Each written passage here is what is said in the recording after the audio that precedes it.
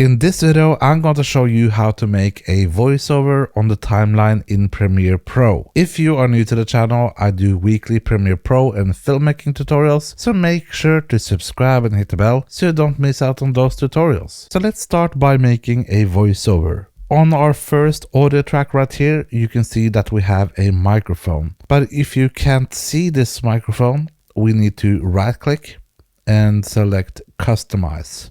And inside of this menu right here, we got a button editor, and you can simply just drag this microphone icon down here. And since I already have it, I don't have to do it, so I'm just going to click cancel. The next thing we need to make sure of is to select the right microphone input. So to select the right microphone, we need to also right click right here, and we can go into Voiceover Settings.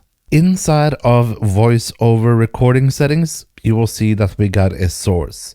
Now, right now I'm using a Rodecaster Pro Stereo, but from the drop down menu right here, you can also select other sources of a microphone. So for example, if you don't have a dedicated microphone, you can just make sure to check your internal microphone on your computer right here. You also get some other settings right here. For example, you can have a countdown with a sound cue, or you can have a pre-roll of 3 seconds.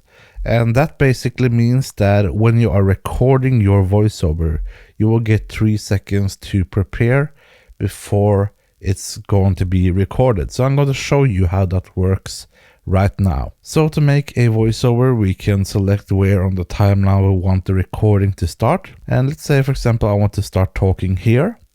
I can just click on this voiceover record button, and you will see that we have a countdown right here. So this is my voiceover recording from the Japan Alps.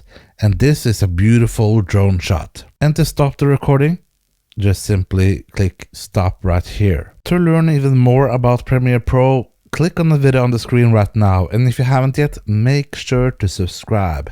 Thank you so much for watching. I'll see you in the next video.